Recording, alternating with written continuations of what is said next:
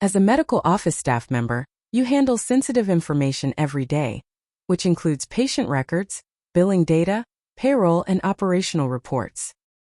In this video, I'll walk you through how to properly secure an Excel file to help protect your office's data. First, open the Excel file you want to protect. Click File in the top left corner. Select Info from the left menu. Click Protect Workbook. Choose Encrypt with Password. Enter a strong password, then click OK. Re-enter the password to confirm, then click OK. Save the file to apply the password protection.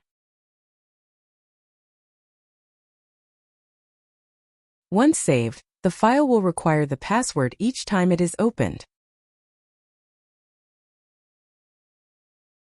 Here are some important things to consider. 1. Passwords are case-sensitive. 2. If the password is lost, the file cannot be recovered. 3. Store passwords securely and share them only with authorized users. 4.